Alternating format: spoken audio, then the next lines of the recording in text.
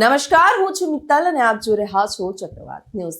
નજર કરીએ સમાચારો પર। ત્યારે સુરેન્દ્રનગરમાં રવિવારના રોજ પ્રેસિડેન્ટ હોટેલ ખાતે અહિંસા યુવા સંગઠન દ્વારા ઓપરેશન સિંદૂરના સમર્થનમાં મેગા બ્લડ ડોનેશન કેમ્પનું આયોજન થયું હતું।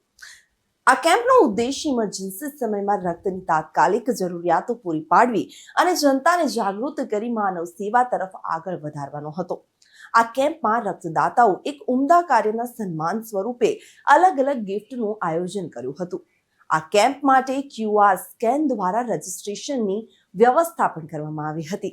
ત્યારે કેમ્પની વિશેષતા એ હતી કે સંસ્થાએ વિવિધ સહયોગી સંસ્થાઓ, સામાજિક જૂથો અને સ્વૈચ્છિક સંગઠનો સાથે જોડાણ કરી બ્લડ ડોનેશન કેમ્પનું આયોજન કર્યું હતું।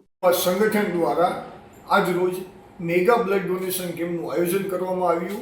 આ માત્ર કાર્યક્રમ નહોતો, એક જીવનદાન ઉત્સવ હતો।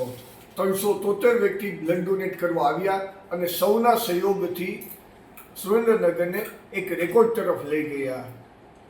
દરેક દાતાશ્રીઓ, દરેક સહયોગી સંસ્થાઓ, મિત્રો અને દરેક પાંખે ફેલાયેલા મિત્રો આ સફળતાના યથાર્થ હકદાર છે।